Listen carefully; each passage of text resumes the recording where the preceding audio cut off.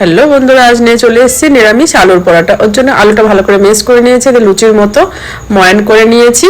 আর লঙ্কা কুচো, আদা কুচি গ্রেট করে নিয়েছি, ধনিয়া পাতা, লঙ্কার গুঁড়ো, লবণ, হলুদ, সব রকম মশলা, নিরামিষ, রসুন পেঁয়াজ ছাড়া আমি আলুটা সুন্দর করে মেখে নিয়েছি। মাখার পরে লুচির মতো গোল করে মধ্যে পুর ভরে দিয়েছি। এইবার আলতোভাবে ময়দা দিয়ে আমি পরোটাগুলো বেলে নেবো। এই দেখুন, আলুর পরোটা পুরোপুরি রেডি। এইবার আমি একটা তাওয়ার মধ্যে শুকনো খোলায় এপিট ওপিট করে ভেজে বাটার দিয়ে দিচ্ছি উপরে। আপনারা যদি মনে করেন ঘি দিয়েও ভাজতে পারেন, নাই তো সাদা তেল দিয়েও ভাজতে পারেন। এই দেখুন কত সুন্দর ফুলে উঠেছে। এইভাবে আমি সব আলুর পরোটাগুলো নিরামিষ ভেজে নেব। নিরামিষ দিনে দারুণ লাগে খেতে। এই দেখুন, এই একটা তো হয়ে গেল, পুরোপুরি রেডি।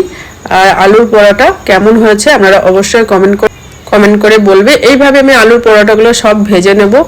দারুণ লাগে নিরামিষ দিনে। আজকের মতো বাই বাই।